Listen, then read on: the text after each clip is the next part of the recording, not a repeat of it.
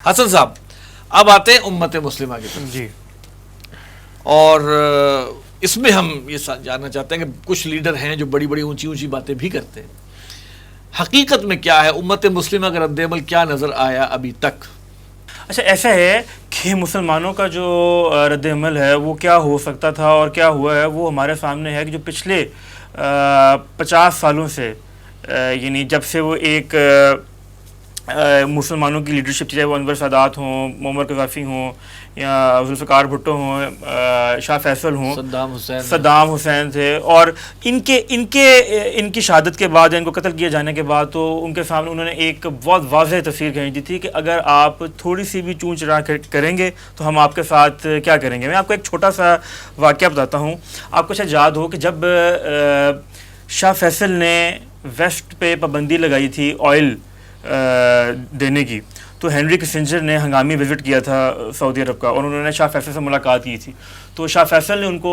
دو ٹوک الفاظ میں کہا تھا کہ ہم پہلے بھی دودھ اور کھجوروں پہ گزارا کرتے تھے، ہم دوبارہ دودھ اور کھجوروں پہ گزارا کر لیں گے۔ تو ہینری کسنجر نے کہا کہ اس نے بعد میں بات بتائی کہ میں نے دیکھا کہ اس وقت جو موڈ تھا نا اس کا، شاہ فیصل کا، وہ بڑا یعنی سخت تھا۔ تو میں نے کہا تو کوئی بات جوک کرتا ہوں، میں نے کہا اگر میں واپس جانے کے لیے مجھے اپنے طیارے کے لیے آئل چاہیے ہوا تو کیا آپ وہ دیں گے؟ تو کہتے ہیں شاہ فیصل اور سیریس ہو گیا اور اس میں جواب یہ دیا، اچھا میری بھی ایک خواہش ہے کہ یہ 1973 کا واقعہ ہے کہ میں مسجد اقصیٰ میں نماز ادا کرنا چاہتا ہوں۔ اور کہتے ہیں کہ ہینری کسنجر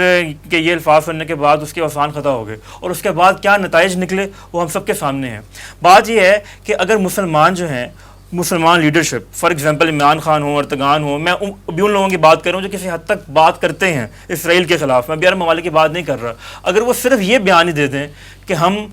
اگلے جمعے کی نماز یا ہماری کیونکہ تھرڈ ہولیسٹ سائٹ ہے ہم وہاں پہ جا کے ادا کرنا چاہتے ہیں، کہ تو کیا دنیا کی طاقت کوئی روک سکتی ہے؟ کیونکہ مشرقی یروشلم جہاں پہ مسجد اقصیٰ ہے وہ آن پیپر تو ابھی تک فلسطین کا ہی حصہ ہے، وہ اسرائیل کے ساتھ اسرائیل تو وہاں پہ قابض ہے۔ میرے خیال سے اگر یہ بیان بھی دے دیں، یہ بیان کبھی بھی نہیں دیں گے، اور ان کی کیا جان کو خطرہ ہوگا اس بیان کو دینے سے؟ اسرائیل کیا ان پہ حملہ کر دے گا اگر وہ ایسا کریں گے؟ وہ تو ظاہر ہے ان کے لیے موسٹ سیکیور ٹارگیٹ ہوگا، اس کو تو کبھی نہیں کریں گے۔ کہنے کا مقصد یہ ہے کہ وہ اتنے کرنے کی بھی جرت نہیں رکھتے۔ اور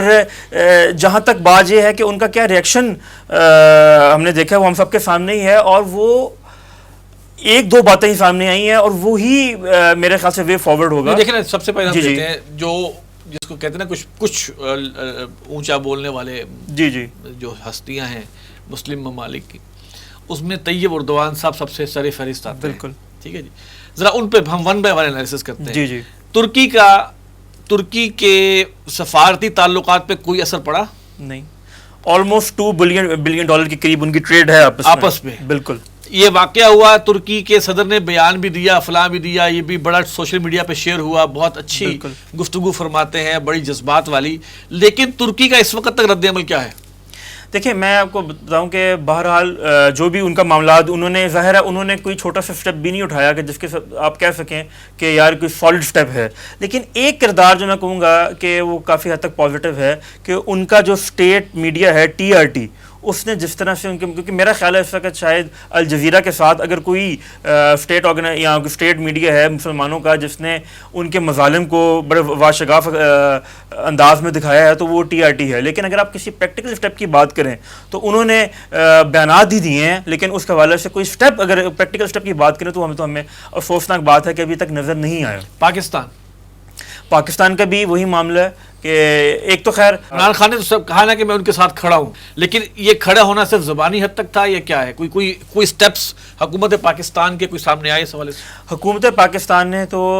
جو شاہ محمود قریشی کی طرف سے آفیشیل اسٹیٹمنٹ آئی ہے، انہوں نے تو صرف ابھی تک یہ کہا ہے کہ مسلم امہ کو اس معاملے پر ایک ہونے کی ضرورت ہے اور مشترکہ لائحہ عمل اپنانے کی ضرورت ہے۔ اور انہوں نے کسی حد تک پاکستان نے یہ کوشش کی ہے کہ پاکستان نے چائنیز جو فارن منسٹر ہیں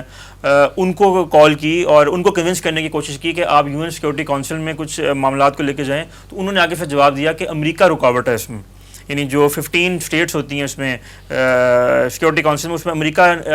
صرف یہ قرارداد نہیں آنے دیتا کہ سیز فائر ہو، مطلب یہ کوئی اسرائیل کے خلاف بات نہیں ہے, وہ سیز فائر کے بھی حق میں نہیں ہے. تو ظاہر اس سے بھی ثابت ہوتا ہے کہ سارے معاملات پری پلانڈ تھے. لیکن اگر وہی بات ہے, اگر آپ پریکٹیکل اسٹیپ کی بات کریں تو شاید اس پوزیشن میں بھی نہیں ہے, اور وہ تو دور کی بات ہے کہ کوئی پریکٹیکل اسٹیپ لیں.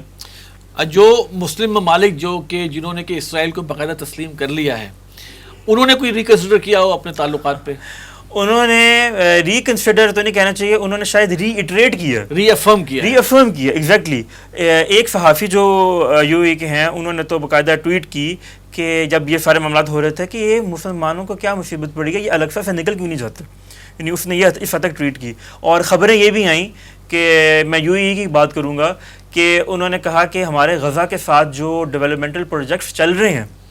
ان کو ہم ریکنسیڈر کریں گے. ان کے کچھ انرجی کے پروجیکٹس چل رہے ہیں اور کوئی ڈیولپمنٹل پروجیکٹس چل رہے ہیں, اگر حماس نے سیز فائر نہ کیا تو ہم اس کو ریکنسیڈر کریں گے. اور ایجپٹ کا بھی وہی معاملہ ہے. ایجپٹ نے اس حد تک تو کہا ہے کہ ہم بارڈر کھولیں گے, اور میرا تو خیال ہے بارڈر کھولنا بھی شاید انہی کی مدد ہے تاکہ میکسیمم فیملیز کو ایوکٹ کیا جا سکے, اور ظاہر ہے پھر ان کو ان کا مسکن بنایا جا سکے. وہ بیچارے جو آئیں گے وہ یہاں پہ آ جائیں گے تو وہ جگہ خالی ہو جائے گی. بالکل. جو ہے اور دوسری بات یہ کہ جہاں تک معاملہ ایران کا اور حزب اللہ کا ہے, لبنان کی طرف سے اللیجڈلی کچھ راکٹ وہاں پہ گئے. کچھ لوگوں نے کہا کہ وہ حزب اللہ کی طرف سے گئے ہیں, لیکن حزب اللہ کا بیان آ گیا کہ ہمارا اس سے کوئی تعلق نہیں ہے, اور لبنان کی گورنمنٹ نے بھی کہا اگر کسی نے راکٹ فائر کیا تو ہم ان کو اریسٹ کریں گے,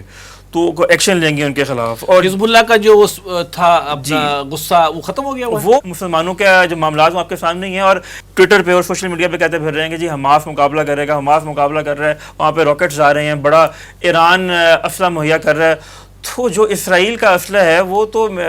اس کے مقابلے میں تو ایک میرا خیال پتھر کی حیثیت بھی نہیں رکھتا, کیونکہ ان کا جو سسٹم ہے آئرن ڈوم کا وہ 95% راکٹس کو انٹرسیپٹ کر رہا ہے. وہ ایک ہلاکت ان کی ہوتی ہے تو اس کو ہوا بنا کر کم از کم کوئی 100 فلسطینیوں سے اس کا بدلہ لیتے ہیں, کیونکہ اب تک کم از کم بھی کوئی 1,500 کے قریب زخمی ہیں اور 200+ شہید ہو چکے ہیں.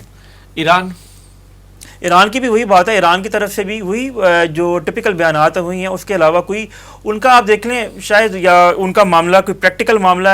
ہے یا کیا ہے, وہ تو پریکٹیکل سے میری مراد یہ ہے کہ کیا واقعی وہ اس پوزیشن میں ہیں کہ نہیں, کیونکہ ان کا اپنے بھی جب سائنٹسٹ اسرائیل نے قتل کیا تھا تو اس کا بھی وہ کیا بدلہ لے سکے تھے, ان کی بھی شاید وہ پوزیشن رہی نہیں ہے. جیسے میں نے آپ کو شروع میں ایک بات کہی تھی نا کہ یہ وہ وقت آ گیا ہے کہ جو لوگ انہوں نے نیوٹرلائز کرنے تھے میکسیمم اپنے ہمسایوں میں, اور جو مسلمان طاقتیں تھیں وہ سمجھتے ہیں کہ ان میں اب بالکل بھی قوت نہیں رہی, عربیوں میں تو بالکل نہیں رہی, اور اجمیوں بھی وہ سمجھتے ہیں کہ ان میں اتنی طاقت نہیں ہے کہ وہ ہمیں کچھ کہہ سکیں. تو اس لیے وہ ان کا جو حوصلہ بہت بڑا ہوا ہے, اور وہ کسی بھی بیان کو کسی کھاتے میں نہیں لا رہے.